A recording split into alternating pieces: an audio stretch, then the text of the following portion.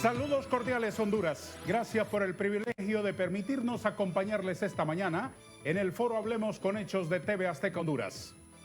El 5 de febrero, en la Corte del Distrito Sur de Nueva York, comienza el juicio al expresidente de Honduras, don Juan Orlando Hernández Alvarado. Su esposa, la ex primera dama abogada Ana García de Hernández, ha aceptado una invitación de TV Azteca para sostener esta mañana una conversación sobre el asunto. Abogada García, es un gusto recibirle en nuestro foro. Muchas gracias, Darío. Gracias por la invitación y por esta oportunidad de poder dirigirme a su televidente. ¿Cómo está usted? Pues estamos confiando en Dios, viviendo un día a la vez, pero con mucha fe y con mucha esperanza. ¿Qué ha aprendido? He aprendido que en la vida todo pasa.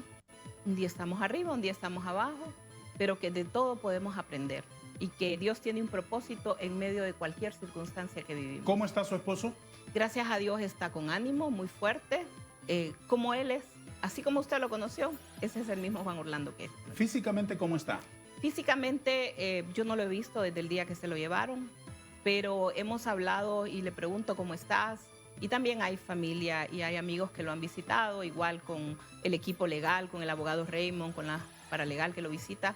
Y gracias a Dios él está sano, está fuerte, está bien dentro de toda la dificultad que enfrenta, pero él se mantiene siempre en una buena condición física y sobre todo mentalmente activo, trabajando en su defensa. Le agradezco la libertad que me permite de formularle preguntas desde nuestro periodismo independiente que solemos hacer aquí, doña Ana. ¿Por qué están en esto? Bueno, yo lo he dicho durante los últimos prácticamente 2 años, que esto se trata de una venganza orquestada por narcotraficantes que fueron perseguidos o que se sintieron perseguidos debido a las decisiones que se tomaron desde el Congreso Nacional cuando Juan Orlando era presidente. Usted era parte de ese Congreso y usted recordará todas las leyes que en aquel momento se emitieron para acabar o para perseguir un problema que era realmente difícil de enfrentar en el país. Y eso nos tiene que posicionar siempre a todos los hondureños en lo que vivía Honduras en el año 2010. Un país que estaba considerado como el más violento del mundo, con ciudades como San Pedro Sula y Tegucigalpa ubicadas en las posiciones más violentas. Juan Orlando se puso al frente de este problema una vez que llegó a la presidencia y desarticuló muchos de estos carteles del crimen organizado. Hoy estos carteles, estos narcotraficantes, estos delincuentes son los principales testigos de la agencia como la DEA y también del Distrito Sur que han hablado y han dicho cosas que ahora tendrán que sustentar, pero que nosotros estamos convencidos que se trata de mentiras perversas para vengarse del único presidente que en los últimos años tomó el liderazgo para combatir la criminalidad organizada. La aprobación de la reforma constitucional que dio paso a la extradición en el Congreso que presidió su esposo, ¿fue por iniciativa de ustedes o fue por solicitud de los Estados Unidos, como lo dijo alguna vez el presidente Lobo? Fue realmente de parte de Juan Orlando, no puedo hablar por el expresidente Lobo, pero sí de parte de Juan Orlando. Fue una iniciativa de él en el Congreso, usted lo recuerda, usted era diputado en aquel tiempo. Fue una decisión sumamente difícil que necesitó de un liderazgo y de un compromiso para lograr una mayoría calificada y que en menos de, creo que si no me equivoco, en menos de 2 semanas o menos tiempo incluso pudiera aprobarse tanto la reforma como ratificarse en el inicio de una nueva legislatura. Fue una decisión del gobierno, en aquel momento del Congreso Nacional, con la voluntad política de Juan Orlando, que en aquel momento veía cómo el país estaba viviendo una situación difícil y cómo la extradición podía convertirse en una herramienta disuasiva contra el narcotráfico. Y eso trajo consecuencias inmediatas para Juan Orlando. Están documentados y van a hacerse públicos, me imagino yo, en todo este proceso, los intentos de homicidio que quisieron haber contra él a causa precisamente de haber aprobado la extradición. Cómo estos grupos de delincuentes se reunían, conversaban y cómo iban a atentar contra la vida de Juan Orlando desde que era presidente del Congreso como candidato y posteriormente como presidente. Señora García, ¿su esposo estuvo en el narcotráfico? Nunca, jamás. Él es inocente, nosotros lo hemos sostenido y yo sé que se va a poder comprobar durante todo este proceso la injusticia que hay detrás de todas estas acusaciones. ¿Qué es lo más cerca que estuvo él de los que han atestiguado que él estuvo? Ninguno de ellos estuvo cerca de mi esposo. ¿Nunca? Nunca. Creo que de los potenciales testigos, obviamente habrán algunos que estuvieron por razones de política, en algún momento pudieron coincidir en una reunión. Usted sabe cómo es la política. ¿Se refiere a también. alcaldes, diputados y gente que estuvo en la actividad? O personas que estuvieron en cargos de autoridad, por ejemplo, pero nunca en una relación cercana y nunca en una relación de ningún tipo como lo que quieren hacer aparentar estas personas. ¿Y privados de los otros acusados, enredados en juicios que lo han mencionado, que no son políticos? ¿Tuvieron alguna vez una relación cercana? No. Yo he revisado porque me he dado a la tarea, primero como esposa, ¿verdad? Por supuesto. Buscando ayudar y apoyar a mi esposo, en quien confío, en quien creo y quien sé que es inocente. Y también como abogada que soy, hemos investigado, hemos visto, hemos estudiado cada uno de estos procesos que se han dado en los últimos años de ex policías, de ex políticos, de diferentes personas que por una u otra razón hoy se encuentran guardando prisión, fueron extraditados, han sido condenados. Y hay una característica en común que hemos visto en cada una de estas personas que supuestamente son los testigos. ¿Sí? Y son personas que fueron extraditadas o en su mayoría se entregaron y que hoy están con procesos de negociación para reducir sus penas y al mismo tiempo poder vengarse del único presidente que los combatió. ¿Tiene usted evidencias de que ustedes son víctimas de un complot, como lo ha dicho? Hay declaraciones que hemos escuchado, asimismo hay evidencia que va a ser presentada oportunamente durante el proceso, también de todas las situaciones que se fueron dando y cómo se fue llevando esta venganza de los narcotraficantes y cómo en esto se montó una ola de odio, de persecución política también contra mi esposo, de negociación política y muchas cosas más. Todo esto, Darío, va a ser presentado oportunamente para acreditar cómo se trata esto de una venganza, de una persecución política, yo lo he dicho, de una conspiración geopolítica.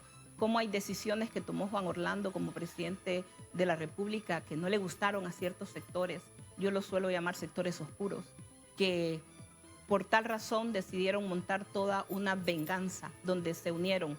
Hay una palabra en la Biblia que me recuerda a esta situación donde dice todos mis enemigos se unieron. Y eso es lo que hoy vemos. ¿Ustedes lavaron activos en campañas políticas? No, y tampoco era mi responsabilidad o la responsabilidad de Juan Orlando el manejo de los fondos de las campañas políticas. Para eso habían comisiones que rendían sus informes, que rindieron sus informes. Entonces no es algo que estaba dentro de nosotros, de nuestra competencia. Al nivel del candidato presidencial, que lo fue su esposo, evidentemente, ¿no tenían la información detalladamente de quién daba cada centavo? Sí, pero no era nuestra responsabilidad inmediata. Y ahí quiero hacer una aclaración que para mí siempre es muy importante. Sí. Una de las directrices que emitió Juan Orlando desde su primera campaña en el 2012 era que en la campaña no se iban a aceptar donaciones en efectivo o de personas que tuvieran algunas situaciones que se desconocían, por lo menos, en el comité de la campaña. Así es. Y por eso siempre se hizo a través de donaciones o de aportaciones a través de cheques. Luego, si usted recuerda, siendo Juan Orlando presidente, él fue quien mandó esa iniciativa de ley al Congreso Nacional para la aprobación de la ley, creo que es de política limpia. ¿Por qué? Porque precisamente se buscaba darle transparencia a las campañas políticas y evitar que se infiltrara con recursos provenientes del crimen organizado. ¿El caso de su esposo se deriva de otros juicios? Comenzó a través de otros juicios. Si vemos el expediente en el Distrito Sur, comienza a través de otra persona y luego va acumulándose por esa razón. De hecho, hoy día, para el juicio que está programado para el próximo 5 de febrero, está contemplado que se haga con otras dos personas. ¿A qué se refiere la defensa y ustedes particularmente cuando hablan de una conspiración y le agregan el elemento geopolítica? A que hubieron decisiones como, por ejemplo, y vuelvo a ponerlo a usted de ejemplo, perdón que lo utilice tanto, pero como fue la aprobación de la Ley de Espacios Aéreos. Esa fue una ley controvertida, porque las estrategias de combate tal vez de otras agencias no eran las mismas que el país, pero para Honduras esa ley significó una disminución instantánea, inmediata. Detálleme eso para quienes lo ignoran de nuestros espectadores. Ok, en el año más o menos 2013, finales del 2013, principios del 2014, el Congreso Nacional, que en aquel tiempo era presidido por Juan Orlando, aunque él ya no estaba activamente en el Congreso, porque ya era sido candidato presidencial. Candidato, se retiró del Congreso y luego pues asumió la candidatura y finalmente resultó electo. Pero se aprobó esta ley que es la Ley de Espacios Aéreos. No ese es el nombre realmente, pero siempre la conocemos así. En esa ley lo que se establecía era la potestad para que la Fuerza Aérea Hondureña, si detectaba que un avión transitaba por el espacio aéreo y no tenía los permisos, no tenía las autorizaciones, no se conectaba con la torre de control, pudiera en alguna eventualidad ser derribado. Nunca durante el gobierno de Juan Orlando se derribó ningún avión. Pero ¿qué sucedió con la aprobación de esa ley? Hubieron cierto tipo de, digamos, de desavenencias entre la agencia, en este caso la DEA, que no estaba de acuerdo porque decían que en esos aviones podían venir agentes de la DEA. Pero para el gobierno de Honduras significó una reducción drástica en las trazas aéreas. Honduras, de acuerdo a los mismos reportes del Departamento de Estado que se dan anualmente sobre la situación de narcotráfico a nivel mundial, comenzó a decir que en el 2013 el 85% de la droga que hacía su ingreso a Estados Unidos, el 85% tenía su primera parada en Honduras. Pero esta ley, Darío, hizo que los narcotraficantes buscaran rutas alternas. Estas rutas alternas generaron una distorsión, si lo podemos llamar así, de la situación del mercado del narcotráfico que tanto daño hace a nuestro país como a los consumidores en Estados Unidos, del tema económico. Se calcula, y esto no porque lo digo yo, lo dicen las cifras del mismo Departamento de Estado, que más de 2.400 millones de dólares se afectó a los carteles del crimen organizado, a los carteles de la droga, a causa de las decisiones que se tomaron en el país, en Honduras, con la construcción de este escudo aéreo y luego con la construcción de un escudo marítimo, donde se trabajó muy de cerca con el Comando Sur. Para ello vino el general Kelly muchas veces y se sentó con Juan Orlando, se sentó con diferentes funcionarios para poderle dar esa protección a Honduras y que dejara de ser el país principal de tránsito. Cuando Juan Orlando sale en el 2022, en enero del 2022, pero viendo los informes del año 2021, lo que se dice es que apenas el 4% de la droga que hacía su tránsito hacia Estados Unidos, apenas el 4% hacía su primera parada. ¿Eso lo quiere comparar usted con el primer factor de 85 que me mencionó? Claro que sí. Y usted ve en esos años cómo al disminuir el flujo de la droga, las trazas que nos proporciona, y ahí están los cuadros que proporciona el mismo Comando Sur, donde se ven las trazas de los vuelos que antes salían del sur de, que antes salían de Colombia o de Venezuela y hacían su primera parada normalmente en la zona de La Mosquitia, cómo esas trazas comienzan a moverse hacia otros sectores, en este caso hacia Guatemala, y luego también cómo por embarcaciones comienzan ya no a salir por la zona del Atlántico, sino que se mueven por el Pacífico. ¿Esa es información fidedigna en manos de la DEA y en manos de otras agencias o solamente del gobierno de Honduras? No, esa es información del gobierno de los Estados Unidos. Eso es el tema que nosotros hemos argumentado y lo que hemos siempre expuesto. Es decir, hay una narrativa construida con el testimonio de narcotraficantes, de hombres violentos, asesinos, que mataron a cientos de personas aquí en el país, pero que infligieron daño a miles de personas, que se encargaron de años de violencia en esas regiones, especialmente la zona de la costa norte, la zona del occidente también. Y estas personas son los testigos que dicen, que escucharon, que vieron, que les dijeron, que les contaron, pero evidencias no hay. Ya retomaremos ese asunto. Déjeme que no nos apartemos de la parte geopolítica. Usted me ha mencionado muy bien lo de la seguridad aérea. También otra cosa que fue tal vez complicada y detonante en el enfoque geopolítico que ustedes tienen fue la reelección, fue Palmerola. Sí. Ambos temas son temas que pueden haber generado una incomodidad a nivel de la región, a nivel geopolítico. La construcción de Palmerola, un aeropuerto que ha beneficiado a la región central del país, que ha beneficiado a cientos de miles de hondureños. ¿Incomodó al gobierno de Estados Unidos esa decisión? Podría ser que sí. Esto no lo digo solamente yo lo he escuchado también de otras personas, de quienes tienen más experiencia en el tema geopolítico. Señora García, ¿cómo se entiende que del mismo gobierno de los Estados Unidos una agencia lo acusa y otra agencia lo defiende, o lo defendió, o lo aplaudió durante el ejercicio de la presidencia de la República?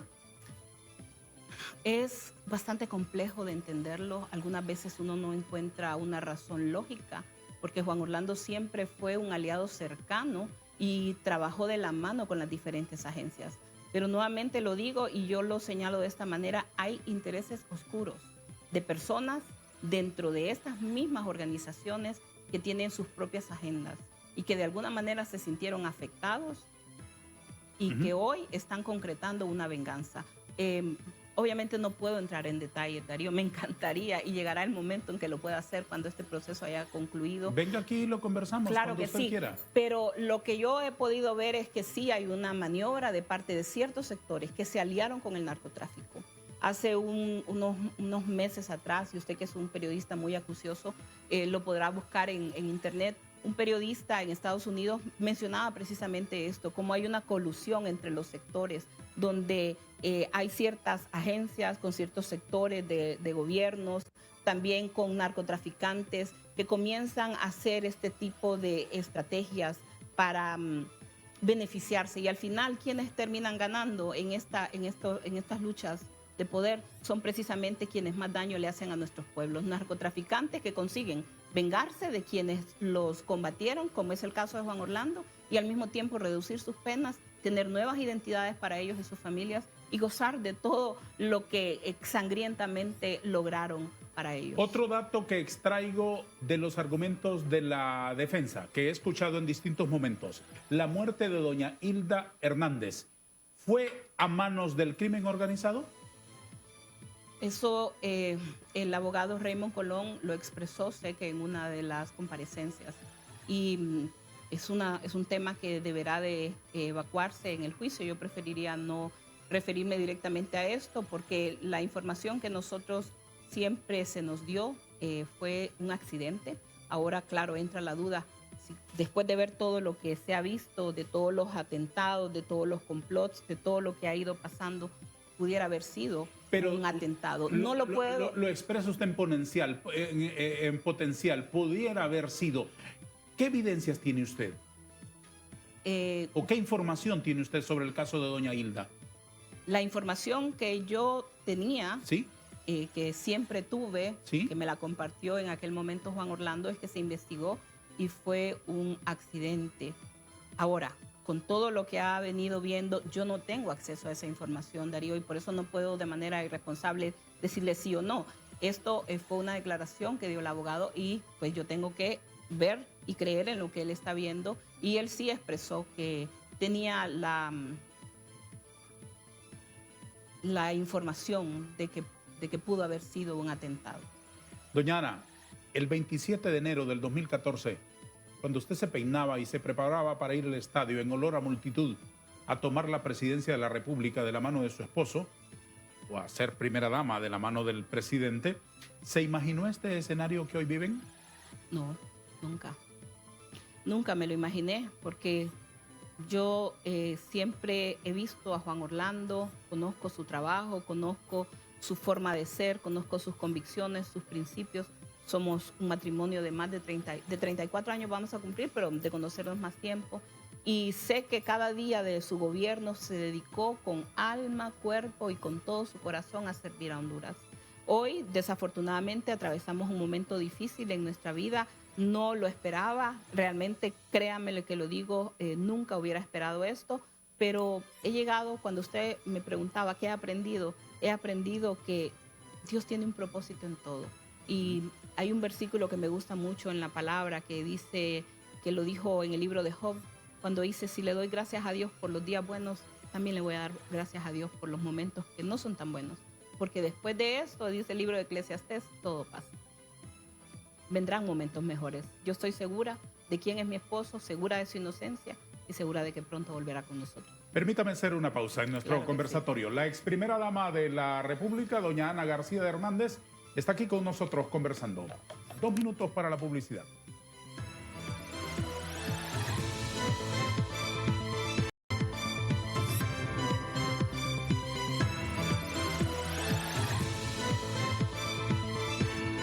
Emitimos nuestro foro todos los días de lunes a viernes a las 7 de la mañana por TV Azteca Honduras. Aquí los invitados son el principal componente de nuestro foro. Son los que tienen la palabra. Aquí se extienden dando sus explicaciones. Esta es una pantalla plural, la pantalla de TV Azteca Honduras, donde caben todas las opiniones y todos los puntos de vista. Muchas gracias por acompañarnos. También pueden disfrutar de nuestra retransmisión a las 10 de la noche después de los deportes y por todas las plataformas habidas y por haber, desde la creación del mundo hasta nuestros días, en todas las plataformas, ahí hay un espacio de TV Azteca. Acompáñenos, por favor, que para nosotros obviamente es un señalado honor y una elevada exigencia a cuya altura queremos estar siempre. Muchas gracias a todos por su compañía. Doña Ana García, a su esposo se le acusa fundamentalmente de 3 cargos por parte de la Fiscalía de los Estados Unidos. ¿Qué comentario le merece a usted particularmente la acusación de delitos tan graves? Hemos hablado con el abogado Colón precisamente sobre estas acusaciones y sobre cada uno de estos delitos y lo inverosímil prácticamente, ¿verdad? Es como una película, si lo quisiéramos ver ahí. Número 1, conspiración para importar cocaína a los Estados Unidos. Sí. Número 2, posesión de armas y dispositivos destructivos para promover la importación de cocaína. Número 3, conspiración para usar y portar ametralladoras y dispositivos destructivos durante la conspiración de importación de cocaína que ya se mencionó más arriba. Mire, primero que nada, esto es una bofetada al pueblo hondureño, porque Juan Orlando fungió como presidente de Honduras y durante 8 años el pueblo hondureño vio a Juan Orlando en cada aspecto de su vida, nos vio en todo el país, en toda la gestión de gobierno. Cuando usted vio a un presidente como Juan Orlando en posesión de armas y dispositivos destructivos. O sea, no tiene ningún sentido. ¿Por qué? ¿Por qué está hablándose de esto? Porque hay un grupo de personas que son unos narcotraficantes que huyeron del país después de haber asesinado violentamente a cientos de personas y que ahora, para buscar vengarse del presidente que los combatió a través de la aprobación de leyes como la extradición, la ley de lavado de activos, porque sus bienes fueron incautados, tuvieron que hacer acuerdos de colaboración con las agencias, en este caso con la DEA y con la Fiscalía del Distrito Sur, y que ahora parte de sus colaboraciones es hablar en contra de alguien más para lograr una reducción de sus condenas. Lo importante acá es que la defensa está preparada para poder contraargumentar cada uno de estos cargos y demostrar que ninguno de ellos tiene ninguna razón de ser. Si es una venganza, señalarle de esos 3 cargos por parte de narcotraficantes que fueron extraditados o que salieron del país durante el gobierno del presidente Hernández, ¿por qué no acusan y por qué no denuncian a otros miembros también de su gobierno? Porque ¿quién tomó las decisiones? ¿De quién había que vengarse? Es una construcción de un discurso de odio, pero también de una venganza.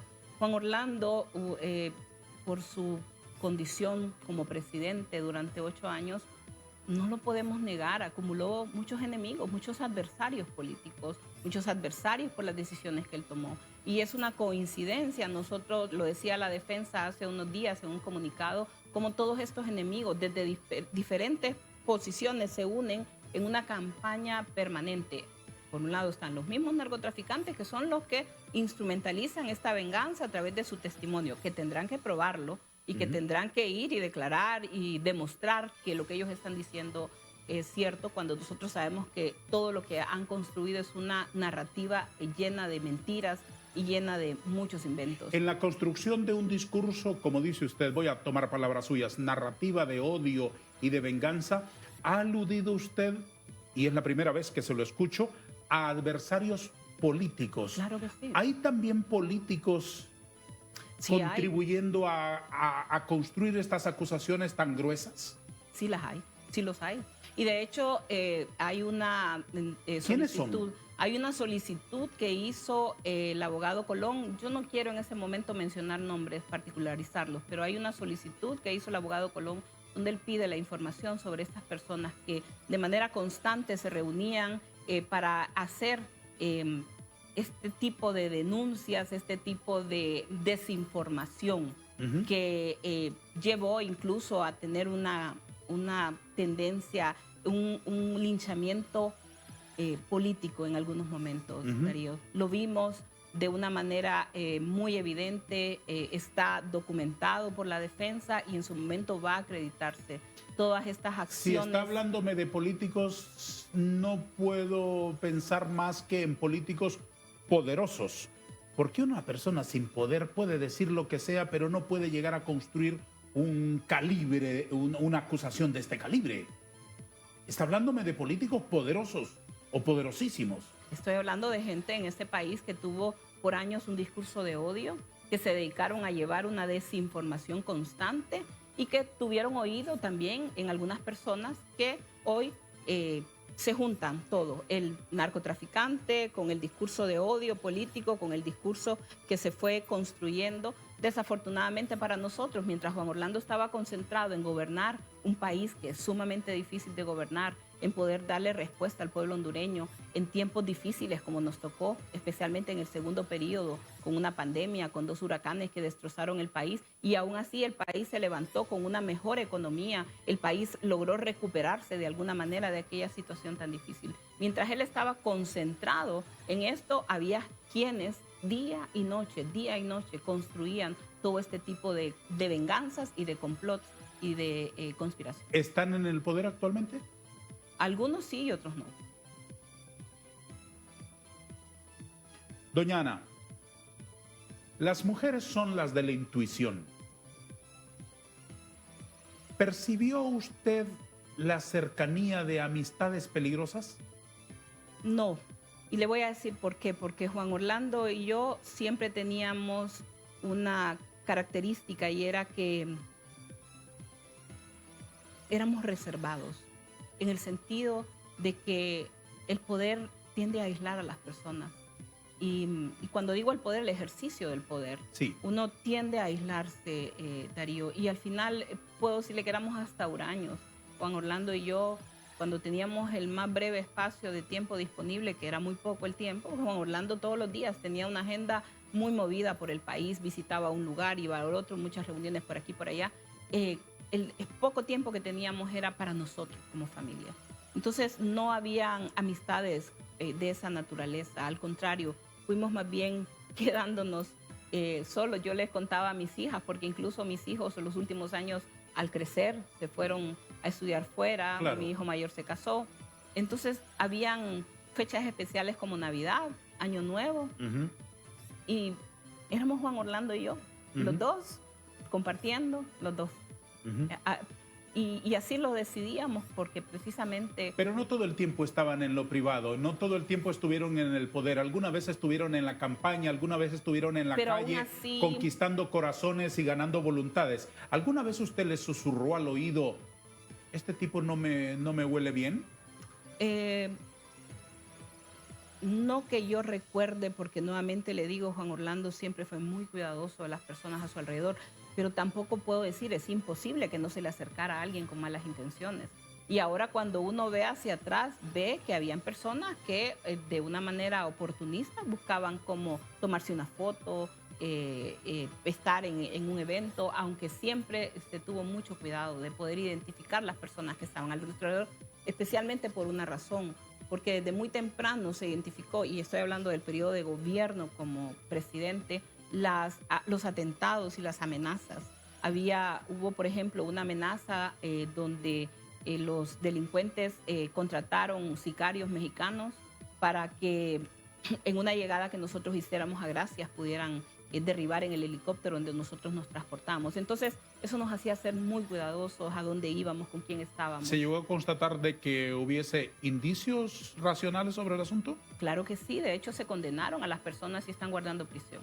Era una banda contratada por un cartel, en este caso fueron los Valle, según todo lo que se logró determinar, quienes habían planeado junto con sus asociados, entre ellos, varias personas, poder atentar contra nuestra vida.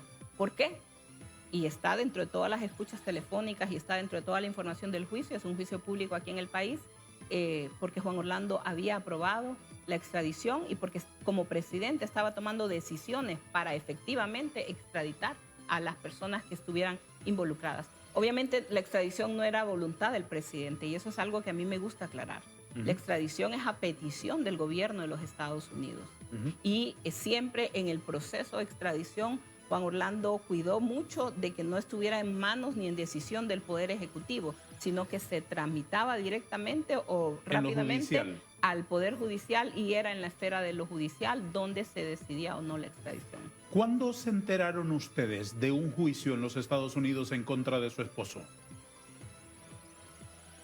Cuando el día que llegó la extradición... 14 de febrero 14 del 2022. De febrero, sí. Hasta antes de ese momento sí habíamos escuchado porque había una campaña permanente, no, pero habíamos hablado... de fuentes serias, de fuentes oficiales. Ese día. El 14 de febrero del 2022. De febrero del 2022. A las 5 de la tarde. A las 5 de la tarde. Cuando el tuit del canciller Enrique Reina dijo ha llegado una solicitud de extradición de un político hondureño y un periodista de CNN anunció el nombre. Así es. ¿Ahí se enteraron por primera vez? Ahí nos enteramos más o menos eran como las 5 de la tarde, si no me equivoco. Sí. Y cuando leímos eso, en medio de todo aquel ambiente, hacía 2 semanas Juan Orlando había dejado la presidencia y estábamos en un reacomodo en nuestra vida. Y recién juramentado como parlamentario centroamericano. Así es, como cualquier expresidente, nada normal en eso. Entonces, cuando recibimos esa información a través de las redes sociales. ¿Dónde estaban? Estábamos en nuestra casa. ¿Cómo reaccionó don Juan? Cuando... ¿Quién lo supo primero de los dos? Ok. Le comento, ese día habíamos estado en la casa, en una área que es donde él recibía las visitas. Ahí él estaba en ese momento viendo televisión. Cuando yo entré a decirle que iba a salir, tenía que hacer una diligencia. Y justo estaba saliendo de esa área de la casa cuando me entra un mensaje de una sobrina y me dice, tía, mire lo que están diciendo en este momento. Y inmediatamente yo me devuelvo donde está Juan Orlando. Él ya estaba también recibiendo esa información. Y salimos hacia un lugar de la casa, nos quedamos viendo un momento, buscando cómo podíamos conseguir más información.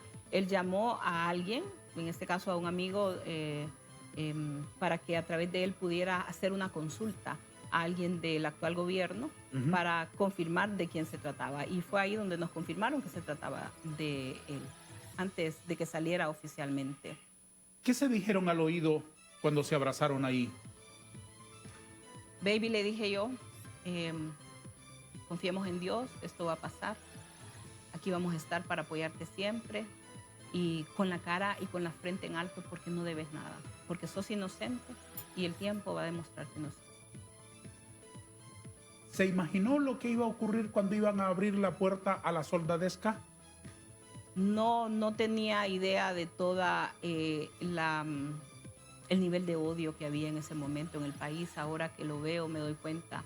Si usted ve algunas imágenes adicionales a ese día tan terrible y doloroso, va a ver que afuera de mi casa no solo es que había una cantidad inusual de miembros de la policía y juntamente con el ministro y el director de la policía en aquel momento, sino que habían hecho todo un dispositivo de cámaras, de grúas.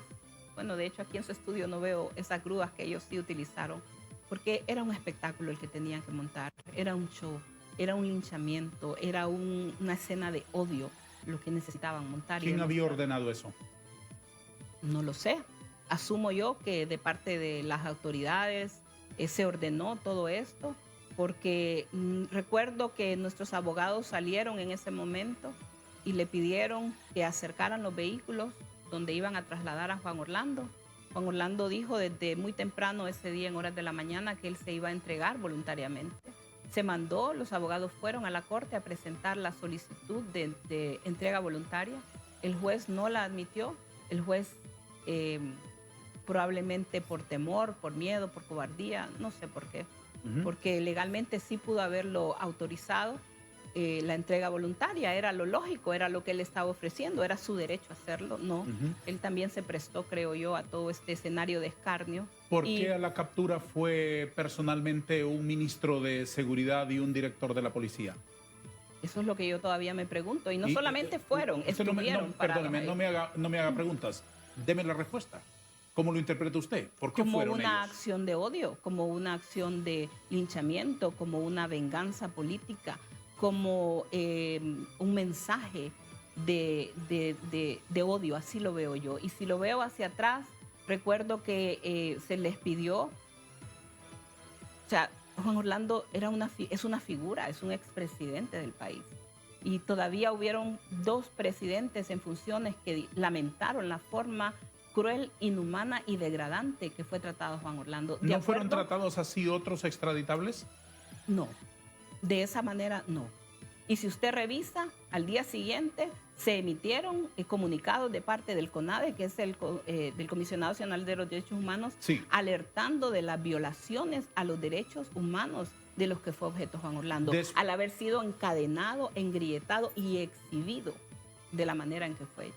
Abogada García, después de ese momento y en los días del proceso de la extradición, con idas y venidas al Poder Judicial y a la estación de los policías Cobras, usted dijo que no podía ser legalmente extraditado porque en Honduras no había reglamento para la extradición. ¿Recuerda eso? Hubieron muchos argumentos que se dieron. Y ese fue uno de ellos. Eso fue uno de ellos. Sí, deténgase un minuto. Respetuosamente le pido que se detenga en eso porque quiero hacerle una siguiente pregunta. Si ese era un argumento para inhabilitar la extradición, legalmente hablando, entonces también fueron ilegales las extradiciones que se hicieron durante el gobierno de Hernández porque tampoco había reglamento para la extradición. Bueno, le contesto. Cuando se analizó todo el proceso y cuando se vieron todos los argumentos, pudimos determinar que habían condiciones que habían variado. Una de ellas era la aprobación de una nueva normativa legal, que era el Código, por ejemplo, de procedimiento, de Código Penal, si no me equivoco, que hablaba de que una persona debía de ser juzgada, y es el principio universal, de la justicia universal. Entonces, esa era una causa. La otra causa, Darío, y lo voy a decir quizá por primera vez, no era mi obligación ni mi responsabilidad estar en los procesos de extradición, no era esa mi tarea. Claro. Pero cuando me puse a la tarea de ver el caso particular de mi esposo, como abogada, después de estudiar todo ese proceso, me pude dar cuenta que el tratado de 1909 no era el título o el documento que podía habilitar la extradición, que hoy todavía en el país existe ese vacío, porque acuérdese que los tratados entre los países tienen que ser recíprocos, ¿cierto? Desde luego. Desde luego. Entonces, ese tratado de 1909, que luego fue ratificado posteriormente en 1929, creo, expresa que no pueden extraditarse los nacionales de los países. Entonces, si bien es cierto, hay una reforma a la Constitución, no estoy negando, eso fue precisamente un logro del gobierno de Juan Orlando. Hay una reforma a la Constitución y en esta reforma se dice que puede hacerse la extradición cuando haya un convenio, cuando haya un... ¿Eso no lo revisaron cuando se reformó la Constitución? Pues aparentemente es algo que debe de revisarse y poder. Al final no fue un argumento que fue tomado en cuenta por el juez. El juez, y lo he dicho no una, sino que varias veces, el juez vio, escuchó los argumentos y en menos de 5 horas emitió una sentencia de 50 páginas. ¿Qué significa eso? Dígamelo en una palabra. Que ya estaba preparada. Pausa.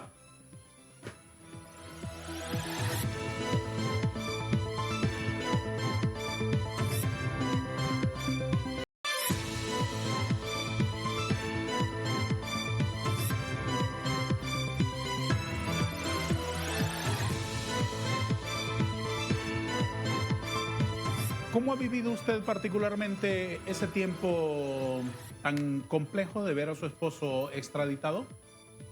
Ha sido muy difícil, Darío. Realmente ha sido muy doloroso todo lo que hemos enfrentado como familia. Ver nuestro hogar pues en una situación tan difícil, separados. En las condiciones en que Juan Orlando ha estado no ha sido fácil. El abogado Colón lo reportó al juez Castel que Juan Orlando había sido tratado como un prisionero de guerra. Cuando fue llevado de aquí, fue llevado a una prisión donde estuvo en la celda de los terroristas por más de 21 días, aislado por completo. Un hombre que lo único que ha hecho es servir a este país, fue tratado de la peor manera. Ha sido difícil, doloroso. Por mucho tiempo me costó levantarme, pero tuve que hacerlo porque entendí que nadie más iba a defender a mi familia si no lo hacíamos nosotros. ¿Usted lleva la alianza siempre en su dedo? Llevo la alianza en mi dedo, claro que sí, aquí está. No solo eso, sino que en mi cuello y con mucho orgullo llevo el anillo de Juan Orlando. ¿Ese es el de él? Este es el de él, porque el último día que lo vi, que fue un día antes de la extradición, yo le dije, dámelo, yo te lo voy a guardar y te lo voy a dar cuando volvamos a reencontrarnos, que yo sé que en poco tiempo va a ser, porque no quería que se perdiera en el sistema. Pero él no se llevó ningún anillo. No se llevó ningún anillo, no se llevó nada, más que lo que llevaba en sí, encima de él. ¿Qué le dice su corazón que ocurra de aquí en adelante? Pues mi corazón me dice, pero sobre todo mi fe me llena de esa certeza de que muy pronto Juan Orlando va a estar fuera de este lugar tan horrible donde hoy está recluido, que la verdad va a salir a la luz y que vamos a vivir una vida en familia. Eso es nuestro mayor anhelo. ¿Cómo es la atmósfera donde él está? Descríbame el sitio. Yo no he estado en ese lugar, no se sabe que yo no he podido viajar hacia los Estados Unidos. Entiendo que esa es una unidad más pequeña, donde están... ¿De qué tamaño más o menos era la habitación? No es una... La verdad, no, ¿cómo le digo? Al principio sí estaba en una celda, luego los movieron a otra parte donde es una unidad, entiendo yo que es una zona más abierta. Creo que en el lugar donde él está, más o menos hay entre unas 14 a 20 personas. ¿Él está acompañado de 19 personas más? Aproximadamente 14, no sé cuántas son en realidad, que son personas de baja peligrosidad. Es decir, personas que enfrentan otro tipo de procesos, no violentos. ¿Estadounidenses? ¿Extranjeros en Estados Unidos? No sé, no sé exactamente quiénes son los que están ahí, pero es una situación difícil. Desde ¿Tiene cualquier acceso a comunicaciones? Sí, tenemos más o menos una cantidad de minutos al mes donde ¿Para podemos hablar por teléfono? Sí. Él puede llamarme, yo no puedo llamarlo, él sí puede llamarme. Y también hay un sistema de correos electrónicos donde yo les puedo escribir y él me puede escribir y así nos contactamos. Es también. viernes por la mañana. ¿Cuándo fue la última vez que habló con él? Anoche. ¿Qué le dijo? Pues comentamos sobre la solicitud que se hizo ante el juez Castel. Me está hablando de una carta, ¿no? Sí, le estoy hablando de la solicitud que presentó el abogado Raymond Colón, donde pide que se amplíe, que se postergue por 30 a 45 días el inicio del juicio. Tengo aquí este documento. Sí. El abogado Raymond Colón, por cierto, ¿por qué lo eligieron a él? Después de varias circunstancias tomamos la decisión de contratarlo a él. Al honorable juez Kevin Castel le solicita respetuosamente un aplazamiento de 30 a 45 días.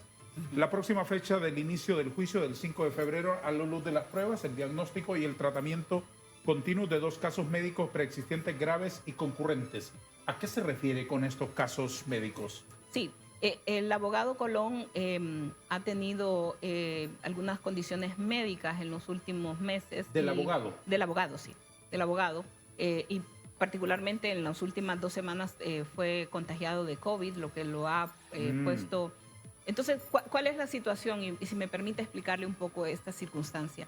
Mire, y lo tengo las fechas en mente, el 10 de enero del año 2023, es decir, sí, hace un año atrás. Sí. El juez Castel convocó a una audiencia y en esa audiencia tomó varias decisiones. Una de las decisiones que tomó era que el juicio se iba a llevar a cabo el 24 de abril del 2023. Sí. Luego también determinó unir los procesos, que se iban a unir los procesos de Juan Orlando con otros 2 de los acusados. Y la tercera decisión que tomó en esa fecha fue determinar que la Fiscalía tenía 60 días antes del inicio del juicio para concluir la entrega del material de la regla 3500. ¿Qué es la regla 3500? Si me permite explicarlo. En el sistema federal de Estados Unidos, la regla 3500 se refiere a la obligación que tiene la Fiscalía, que tiene la carga de la prueba en el sistema norteamericano, sí, para presentar toda la información que tenga en sus registros como gobierno. Hablamos aquí del gobierno en general, de los potenciales testigos que la Fiscalía puede utilizar. ¿Eso tenía que ocurrir en qué fecha? Tenía que ocurrir, el plazo ya estaba fijado, era 60 días antes del inicio del juicio. Tomando en cuenta que el juicio ahora está fijado para el 5 de febrero, ¿en qué fecha tuvo que haber ocurrido Más o menos evento? El 5 de diciembre del 2023. ¿Y ocurrió? No ocurrió. ¿Cuándo ocurrió? Lo que ocurrió posteriormente fue, y creo que lo dice Juan Orlando en su carta, es que en la última semana de diciembre del 2023, la Fiscalía entregó nuevo material de la regla 3500. Muy bien, ya nos vamos a referir a esa carta y a ese aspecto concretamente. Déjeme concluir con este enfoque. Estas condiciones por las cuales he estado recibiendo atención médica, dice el abogado, durante más de 24 meses, han afectado en ocasiones mi capacidad para revisar la voluminosa y continua producción de descubrimientos del gobierno con mi cliente. ¿Esta condición médica del abogado defensor no lo hizo incapacitarse para abandonar la defensa? ¿Fue tan grave? Él estuvo algunos días, y si lo recordamos hace unos meses atrás, incluso él le pidió al juez aplazar un plazo por condiciones médicas, porque tenía que hacerse un procedimiento médico. Pero más allá de eso, es importante, o sea, él habla de sus razones médicas, ¿verdad? Lo que ha impedido. Y quiero retrotraerme un poco más. Sí. Normalmente, en un caso federal en el gobierno de Estados Unidos, el acusado tiene derecho a revisar toda la información que se le proporciona de parte de la Fiscalía. Acuérdese, los fiscales tienen la carga de la prueba. Ellos tienen que darle al acusado en el sistema federal toda la información. Detalladamente, ¿de qué lo acusamos? De esto y de esto y de esto. No solo eso. Todo lo que ellos tengan, toda la información que ellos tengan, la tienen que proporcionar. ¿Y eso no ha ocurrido en su caso?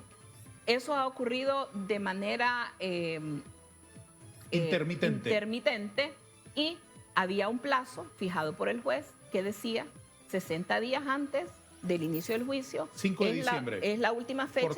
Por tarde, donde deben de terminar de entregar esa la totalidad del material. La totalidad del material. ¿No le han entregado la totalidad del material de la Fiscalía a su defensa? El 27 de diciembre hicieron una entrega y posteriormente, la primera semana de este mes de enero, anunciaron que todavía tenían más material que entregar. Entonces yo lo he dicho en varios de mis intervenciones. ¿A este momento no le han entregado todo? A este momento probablemente ya entregaron supuestamente lo que es el material 3500, porque no hemos entrado ni siquiera a hablar de lo que es la información clasificada, que es otro tema aparte. Entonces, ¿qué sucede, Darío? Hay una desigualdad, porque mientras la Fiscalía ha tenido años para procesar, para revisar este material, cuenta con cientos de personas a su disposición para poder hacer todo este trabajo, cuenta con millones de recursos para poder hacer este trabajo logístico, tecnológico, todo lo que usted quiera, quieren a menos de un mes venir a entregar una prueba que ellos muy bien saben que ellos la han tenido en su poder y que tardíamente la están entregando. Doña Ana, coménteme este otro aspecto de esta otra carta que el expresidente Juan Orlando Hernández ha dirigido al juez. Entre otras cosas, déjeme destacar este aspecto y luego, si quiere, usted comente lo demás. Le dice, entre otras cosas, no tengo dinero para abogados adicionales. De hecho, no tengo suficiente dinero para seguir pagándole a Sabrina Stroff para que nos ayude a mi abogado y a mí.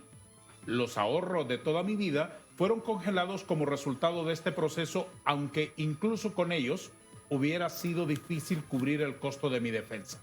Como tal, no anticipo que mi abogado y yo tengamos suficiente equipo o tiempo suficiente para prepararnos adecuadamente para el juicio el 5 de febrero.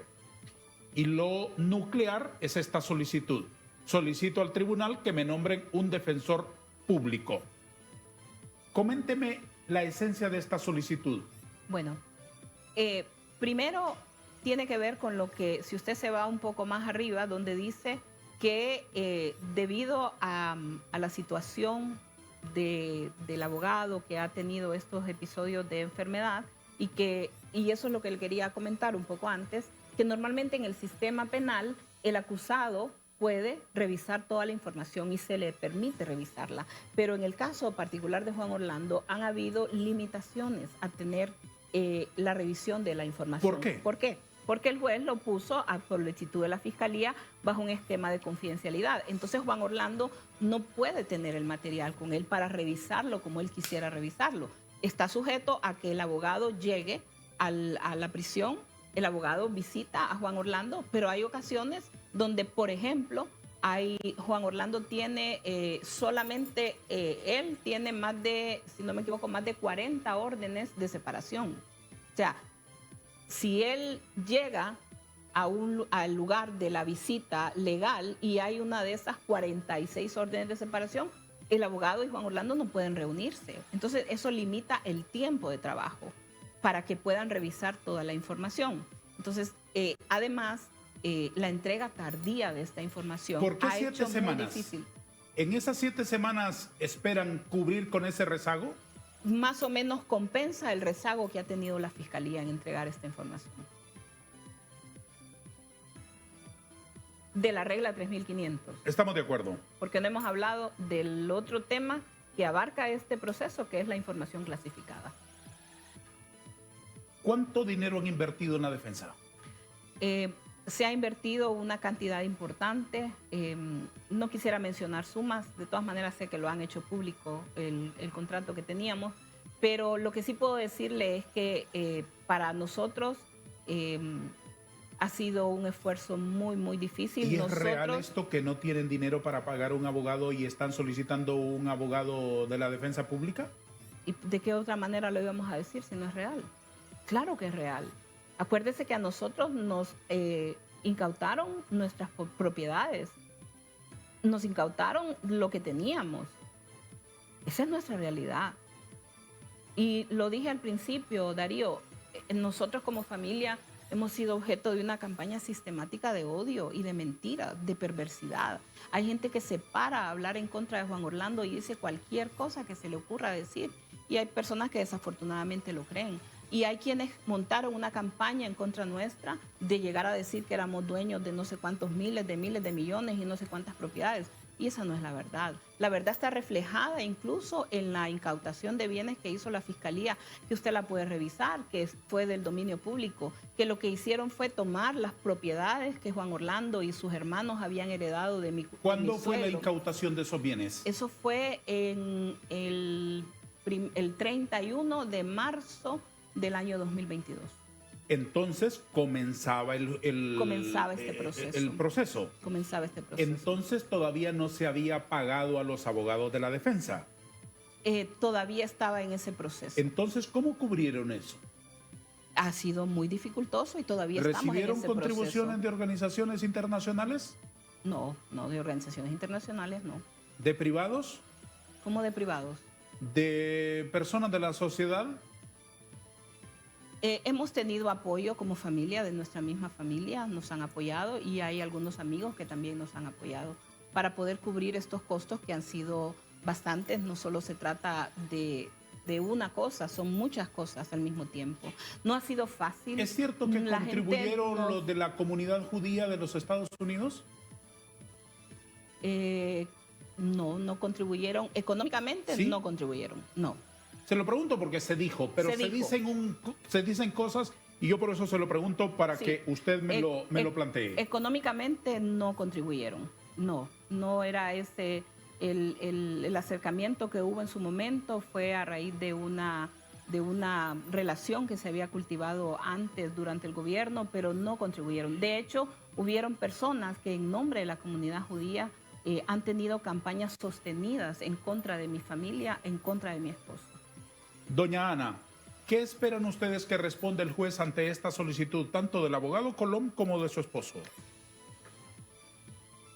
Pues yo esperaría que pudiera otorgarse lo que se está solicitando. Pero nuevamente es una decisión del juez, quien va a determinar si concede tanto la ampliación del plazo como el nombramiento del miembro adicional de la defensa. Adicional. Si lo vemos en función de los otros personas que están en esta causa, a cada uno de ellos se les ha nombrado abogados, no solo uno, sino que varios, y al mismo tiempo se les ha incluso nombrado equipo, investigadores y personas. ¿Cómo recibieron ustedes como familia y como el equipo de la defensa del señor Hernández que el juez decidiera incluir en el mismo juicio a don Edwin Hernández, así se llama, don Mauricio Hernández, el otro señor acusado, y don Juan Carlos Bonilla Valladares? En su momento el abogado le presentó al juez una solicitud para que se hiciera la separación del juicio. ¿El abogado defensor? El abogado Colón, sí. Claro, sí. Y esa solicitud está planteada desde más o menos el mes de marzo del año 2023 y no ha sido ¿Cuáles son los respondida. argumentos de la defensa para pedir que se separen? Básicamente que no era para la conveniencia o más bien para garantizar el proceso a Juan Orlando, en este caso, estar unidos los tres bajo un mismo juicio. El juez no ha respondido a esa solicitud y hasta el momento se mantiene como que los tres van a ir al mismo proceso. ¿Quién es Mauricio Hernández? Mauricio Hernández, tengo entendido que es un ex policía que fue mencionado en una de estas acusaciones y que hoy está allá en Estados Unidos esperando también el proceso. ¿Tienen parentesco? No hay parentesco. Sé que él es también, su familia es de allá, pero legalmente no hay un parentesco y tampoco ha existido una relación de familia. ¿Y con don Juan Carlos Bonilla Valladares, qué tipo de relación tenía su esposo? Pues a él, obviamente, fue un funcionario de la Policía Nacional y si usted recuerda, él fue el director de la policía nombrado en los tiempos donde el presidente Lobo era presidente y Juan Orlando era presidente del Congreso. Una relación de conocer quiénes son los funcionarios que actuaban en aquel momento. Institucionalmente, nada más. Así es. ¿Conoció el presidente Hernández irregularidades cometidas por Bonilla? No puedo yo decirlo porque tampoco puedo juzgar a nadie en su accionar. No era la responsabilidad de Juan evaluar el desempeño de ellos. Sí recuerdo, y esto es algo que está y lo ha dicho Juan Orlando, que cuando él era presidente del Congreso, y usted lo ha de recordar también, y hubieron varios intentos por adecentar la Policía Nacional. Y en aquel momento se aprobaron varias leyes que iban encaminadas a esto. Y sí recuerdo, y porque esto lo ha dicho Juan Orlando, que él se reunió con la cúpula de la Policía Nacional en una reunión. En aquel momento le pidió la autorización al presidente Lobo para sostener esta reunión, siendo él precandidato, y les expresó que si él llegaba a ser presidente, uno de sus objetivos iba a ser adecentar la policía y que para poderlo hacer, porque había tantos actos de corrupción, recordemos que en aquel momento se hablaba de que habían policías activos que habían participado en el asesinato de varios altos personajes del país. Incluso se nombró una comisión interventora de la policía. No, pero quiero ser enfática en esto, porque ya siendo Juan Orlando presidente, se nombró a esta comisión de sociedad civil que hizo esta labor de hacer todo el proceso de depuración y fortalecimiento. Pero una de las medidas que tomó Juan Orlando en aquel momento como presidente del Congreso y luego ya en la presidencia de la República fue la creación en el Congreso y luego el apoyo y fortalecimiento de la Policía Militar del Orden Público para ayudar en aquel momento en las labores de seguridad del país. Hoy, después de tanta agua bajo los puentes, ¿se sienten ustedes traicionados por el Partido Nacional? Me lo responde después de una pausa, si le parece. 3 minutos nos separamos nada más en nuestro conversatorio. Siga aquí en TV Azteca, más cerca de ti.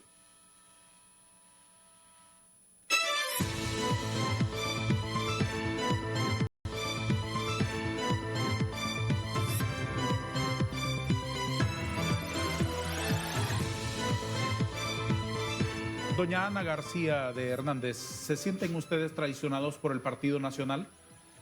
Esa pregunta me la suelen hacer varias personas. ¿Cuál es la respuesta que La tiene usted? respuesta es que he sentido un apoyo muy fuerte de parte de la base del partido. Sí, también he sentido de algunas personas que decidieron hacerse a un lado, pero llega un momento, Darío, en que uno no tiene energías para pensar en lo negativo y solo hay que enfocarse en las cosas que nos van a ayudar a enfrentar esta situación. ¿Ha tenido contacto con doña Xiomara Castro No, y con don Manuel Zelaya? tampoco. ¿Y con más personas del entorno del poder? No. ¿Usted no lo ha intentado? No. ¿No lo necesita? No puedo decir si necesito o no, pero no he intentado. ¿Ellos tampoco han intentado alguna aproximación con ustedes? No. Políticamente hablando, ¿los Hernández han tenido convenio con los Zelaya? No. Déjeme decirle que en esa parte política no era mi parte. Yo sé que Juan Orlando habló con el presidente Zelaya varias veces cuando él fue presidente de Honduras, especialmente en el primer periodo de gobierno. Después las cosas fueron radicalizándose más. Obviamente las campañas nos llevaron a situaciones muy extremas, pero de hecho, puedo decirlo, el día que sucedió el tema de la extradición, Juan Orlando llamó a un amigo para que este amigo pudiera, a través de su amistad que tiene con el presidente Zelaya, pudiera averiguar si era Juan Orlando la persona que estaba siendo solicitada en extradición. Pero no había un contacto directo entre... ¿Son amigos ellos? ¿Quiénes? ¿El presidente Hernández y el presidente Zelaya? No había un contacto con ellos en mucho tiempo. Entre el 27 de enero del 2022 y el 14 de febrero, o más bien la fecha de la extradición, que creo que fue en abril, ¿no? En abril 21. Entre el 27 de enero del 22 y el 21 de abril del 22, mientras estaba desarrollándose el juicio de la extradición, ¿el presidente Hernández habló con el presidente Zelaya? No que yo tenga conocimiento, porque para empezar no tenía acceso a teléfono. Quien sí llegaba a verlo y llegó en múltiples ocasiones a verlo, a Juan Orlando, porque en varias de esas ocasiones yo estaba ahí visitándolo, fue el general Savillón. Y él sí llegaba a visitar a Juan Orlando y más de en alguna ocasión le pidió a Juan Orlando que diera una declaración y que pudiera dar una entrevista que le mandaban a pedir para una persona del gobierno a petición del expresidente Zelaya. ¿Cuál fue la actitud del presidente Hernández en ejercicio en su segundo periodo cuando en el aeropuerto de Tegucigalpa detuvieron para una investigación por un asunto de unos dólares en una mochila al presidente Zelaya? No estoy al tanto de que hubiera habido alguna gestión o acción concreta sobre eso. ¿Cómo vivió usted el enfrentarse a una realidad distinta a estar en el poder? Es decir, la bajadita. Fíjese que uno se va preparando para la bajadita, porque siempre se lo recuerdan a uno. Se lo estoy diciendo en términos... Claro. Y mi bajadita no fue fácil, fue bastante difícil. Pero cuando creo que Dios nos permite asimilar y vivir estos procesos. Entonces, aquí estamos, Darío, de pie, confiando en Dios. La vida nos ha enseñado que hoy se está arriba, mañana se está abajo, pero es parte de los procesos de la vida. Cuando se está arriba, ¿se es consciente que va a llegar el momento de bajar? Nosotros siempre fuimos conscientes que iba a llegar el momento de salir de la presidencia. Ese fue siempre lo que Juan intencionaba, a pesar de que siempre dígame la hubo verdad, una viéndome a los campaña. ojos, aunque no dudo de que usted me haya hablado con la verdad. ¿No se sintieron eternos en el poder? No, no. ¿Ni él Siempre, ni usted? ni él ni yo. Y eso quiero dejarlo muy claro. Y mirándolo a los ojos, a Juan Orlando le montaron una campaña desde la oposición, que era de él, de una narcodictadura. Y siempre se abrió de una dictadura, decían ellos al principio. La verdad es que fuimos a un proceso electoral que fue competido, donde participaron en aquel momento Salvador Nasralla en una alianza, perdió, no pudo aceptar su pérdida y siempre se montó en un discurso de dictadura. ¿Le ganaron limpiamente esa vez? Le ganamos limpiamente las 2 veces. Y ahí está. Aunque fue controvertida la reelección, y debo de reconocerlo que así fue, pero fue un proceso quizás el más transparente, porque si usted recuerda, los votos se volvieron a contar, más de una tercera parte de los votos se contaron en presencia de funcionarios extranjeros. Pero contaron unos votos planchaditos que nos generaron dudas a todos. No, pero ahí estaba, sí, ahí estaban los medios de comunicación, ahí estaban los veedores, ahí estuvo la OEA, estuvo la misión de la Comunidad Europea. Siempre se ha querido tirar lodo sobre eso, pero yo estoy segura. Enfóquese de nuevo en lo que le digo de lo de la bajadita. Pero espéreme, solo quiero decirle, yo estoy más que segura que de haber sido el resultado diferente, ellos hubieran dicho que el proceso estuvo bien. Lo que quiero decirle es que siempre han criticado el proceso de la reelección, pero ellos participaron en ese proceso y con eso ellos validaron, y ese proceso fue un proceso dentro del marco de la ley, donde se compitió y se ganó. La bajadita no es fácil, y todo el que llega a un cargo de poder debe de entender que tarde o temprano va a llegar el momento de dejarlo. ¿Ha reflexionado usted en este tiempo, ya en la llanura, sobre ese factor que a veces se les olvida a los que se emborrachan en la cima de la efemeridad del poder? Yo creo que hay personas que se les olvida que el poder es efímero, pero quiero hablarlo en nombre de mi esposo y en nombre mío. Juan Orlando siempre ha sido un hombre muy aterrizado. Y Juan Orlando siempre fue consciente de que su compromiso de servir al pueblo hondureño tenía un día de entrega. Y él, llegado ese día, entregó el poder. Y siempre trabajó y demostró su compromiso por un proceso electoral competitivo, aún ya siendo él presidente, y que siempre se hablaba y siempre había un discurso de que si es que él se quería quedar, que si él quería reelegirse. Nunca fue el objetivo. Siempre él dijo, voy a hacerlo una sola vez. Así se hizo, y cuando llegó el momento de prepararse para dejar el poder, apoyó todo el proceso electoral desde el Poder Ejecutivo para garantizar una transición pacífica, como se dio, donde pues los que continúan gobernando están ahí en un proceso que se dio limpiamente. ¿Negociaron algo antes de dejar el poder en manos de Libre? Por ejemplo, impunidad. No, mi esposo no es de esas personas dadas a ese tipo de negociaciones. No sé si habrá alguien que lo haya hecho, pero o que pretendiera hacerlo, pero no es el estilo de Juan Orlando. No le están pidiendo consejos y tampoco está usted en el momento emocional para darlos, pero es la única oportunidad en mucho tiempo que tengo para conversar con usted. ¿Qué consejo podría darle usted a los que ahora mismo, están en las cumbres borrascosas del poder y creen que eso es eterno? Yo creo que mi consejo es no olvidar que el propósito de llegar a una posición de autoridad es servir al pueblo hondureño. Y hay que dedicar toda su energía, todo su tiempo a resolver los graves problemas que enfrenta Honduras. ¿Los marea la gente que les rodea y que les dicen a ustedes qué bonito está, qué guapo está, usted es tan inteligente, usted es tan brillante, usted es tan perfecto, usted no está para ser presidente, hombre, usted está para ser rey de este país? ¿Los marea eso? Hay quienes pueden dejarse marear. En mi caso y en el caso de Juan Orlando no creo, porque nunca dimos espacio para eso. Y como lo repito, cuando uno se enfoca, y Juan Orlando es un hombre de su formación, es un hombre que tiene muy claro sus valores, sus objetivos, sus metas, y él desde el principio sabía que había un día para llegar al poder y había un día para salirse. Él es un demócrata convencido del sistema democrático y por lo tanto siempre ha velado porque sea el sistema que pues rija en nuestro país. Y en un sistema democrático el presidente tiene un tiempo para llegar y un tiempo para salir. ¿Vio amigos aparecer y desaparecer? Sí.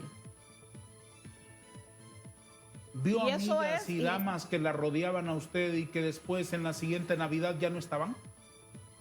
Yo creo que personas que se acercaban con sus propios intereses y que había uno que entender, ¿verdad? Y poder diferenciar los amigos de los que estaban circunstancialmente. Pero las verdaderas amistades estuvieron antes y están ahora. ¿El expresidente Hernández intentó huir? No, nunca. ¿Consideró irse a vivir a Nicaragua? No, ¿Ni por un instante? ni por un instante. ¿Cómo imaginaron el retiro? El 28 de enero del 2022. ¿Cómo lo imaginaron? Bueno, lo imaginábamos en una actividad donde pudiéramos poco a poco reintegrarnos a nuestra profesión. Ambos somos abogados, pero también nos gustaba estar mucho tiempo en Gracias. Allá teníamos, tenemos nuestra casa, teníamos un proyecto de ganado. Juan es un hombre de campo. Y en eso nos imaginábamos con nuestra familia, después de 8 años de intenso trabajo, poder estar con nuestros hijos, a quienes no habíamos visto. De hecho, nuestras hijas teníamos más de 2 años de verla a causa de la pandemia, no habíamos podido estar. Luego, disfrutar de nuestras nietas. Una vida nietas? normal. ¿Cuántas nietas tiene? 2 nietas. 2 nietas. 2 nietas. Una familia normal. Yo lo digo, Darío, hay gente que se le olvida que somos seres de carne y hueso. Hay gente que piensa que Juan Orlando es insensible. No, yo le digo, si yo me caigo, me golpeo, me duele. Lo mismo a Juan Orlando. Cada vez que nos han insultado, que nos han agredido, nos ha tocado muchas veces guardarnos el dolor y poner la cara, porque nunca hemos sido ni conflictivos, ni hemos buscado pleitos, ni mucho menos. Siempre dentro del marco del respeto. Pero hay personas en este país que se han dedicado a denigrarnos constantemente en una campaña de odio de la cual les cuesta bajarse, aún hoy día. Nosotros nos imaginábamos en una vida tranquila, muy privada, muy reservada, disfrutando de esas pequeñas cosas que tiene la vida, que son tan lindas como estar en nuestra familia, disfrutar nuestra relación de pareja. ¿Usted guarda rencor? No, no tengo tiempo para guardar rencor. ¿Contra nadie? No, no. ¿Alguna vez lo guardó?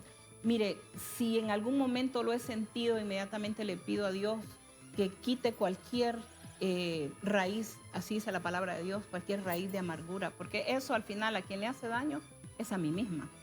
Y no estoy en un momento, ni ahora ni nunca, para permitir que otros vengan a afectar mi salud emocional, mental y sobre todo mi relación con Dios. Entonces, soy humana, por supuesto que me enojo y hay días en que digo, wow, que esta persona, que dijo tal cosa, somos seres de carne y hueso, como lo dije antes, pero también tratamos de vivir bajo lo que hemos aprendido de nuestros padres, hemos aprendido de Dios, y es perdonar al prójimo. En el último segmento le voy a pedir que me explique por qué decidió usted, creo que es una decisión soberana que usted tomó, usted me lo explicará, vivir esta etapa expuesta en las redes sociales. ¿Le parece? Sí. Doña Ana García de Hernández está conversando con nosotros hoy aquí en exclusiva. ¿Dónde más? En TV Azteca Honduras. Un instante para nuestra última pausa publicitaria.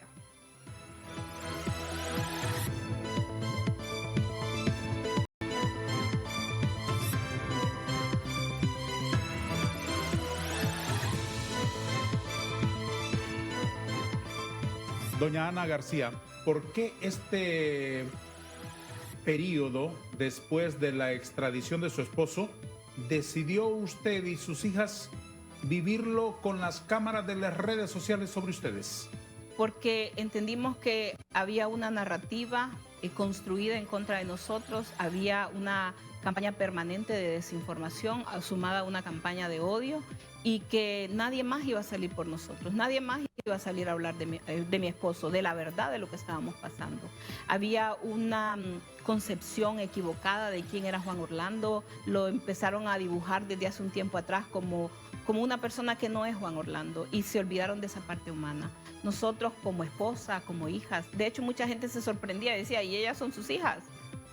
porque nosotros siempre mantuvimos la privacidad de nuestra familia, nunca exhibimos a nuestros hijos, nunca estuvieron ellos ninguna relevancia, ni pretendieron cargo meterlos público, en planillas ni de nada, elección nada, popular a su nada, familia. No, nada, nunca. Siempre con con mucha claridad. Entonces, ¿cuál era el propósito de empezar una especie de campaña sostenida de apariciones suyas, declarando, informando, analizando, reflexionando y haciendo sus propias interpretaciones sobre el juicio? Hacer el balance y dar mi verdad, porque si no, simplemente se iba a escuchar la verdad o más bien las mentiras distorsionadas de muchos que se encargaban de vivir. Darío, aquí en este país hay personas que viven, y cuando digo viven es que ganan literalmente dinero a costa de hablar mal de Juan Orlando y de mi familia.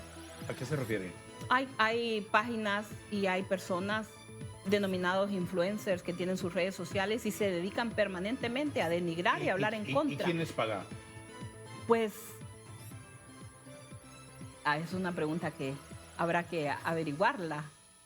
Sí, respóndamela. ¿Quién les paga? Hay personas que se encargan de eso. No sé exactamente quiénes sean. ¿Del gobierno, de la empresa privada, de la sociedad civil? ¿De dónde?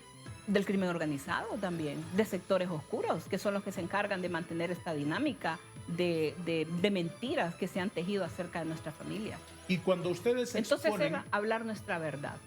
¿Y usted cree que la gente les cree?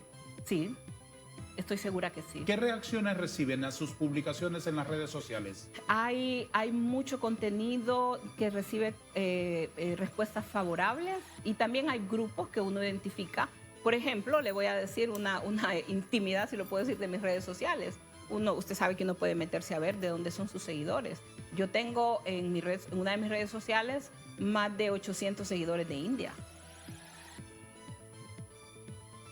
¿Por qué me lo dice haciendo ese gesto? ¿Qué son sino personas que han contratado robots para estar tirando campañas negativas?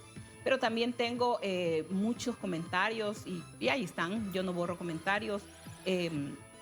A menos que sean muy ofensivos, ahí sí los borro, pero en su mayoría ahí están, respeto que las personas se expresen y hay una mayoría de un sentimiento de apoyo. Y hoy día yo puedo decirle, no salgo mucho, estoy más dedicada a mi casa, a apoyar a Juan Orlando en este caso que es tan complejo, tan difícil, y apoyarlo desde acá, desde el país, estudiando, analizando toda la información que pueda tener sobre lo relacionado con el juicio, lo que es público en esa parte pública que comentábamos entre cámaras, ¿verdad? De los juicios, por ejemplo, donde uno puede buscar cierta información. Sí. Entonces, más estoy en eso. Pero cuando salgo, recibo de la gente un genuino sentimiento de cariño, de aprecio, y la gente se me acerca a mí, a mis hijos, a decirnos, estamos con ustedes, estamos orando por el expresidente, extrañamos al expresidente y sabemos que él volverá. ¿Usted vio al expresidente en la mañana en que se lo llevaron? No.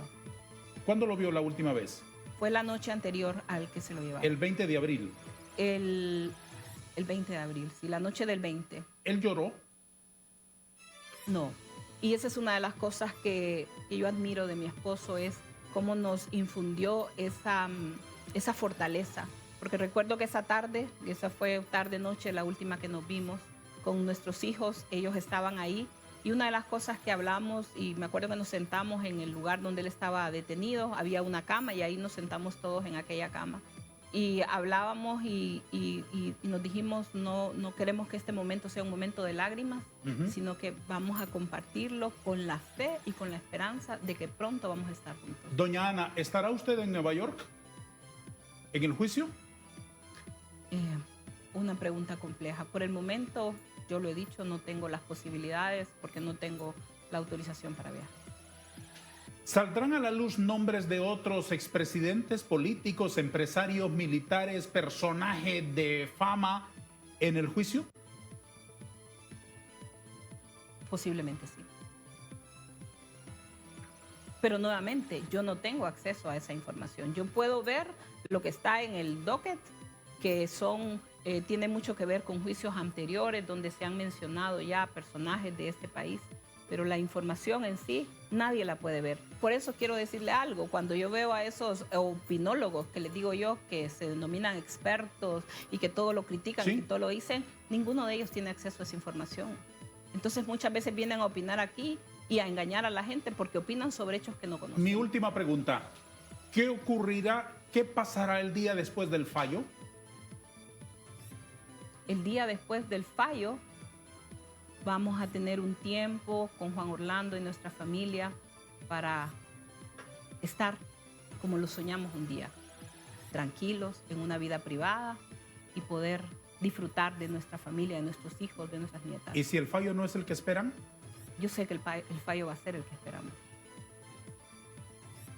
Señora García, estoy muy agradecido por la gentileza Juan Orlando volverá. que ha tenido usted de estar con nosotros. Gracias.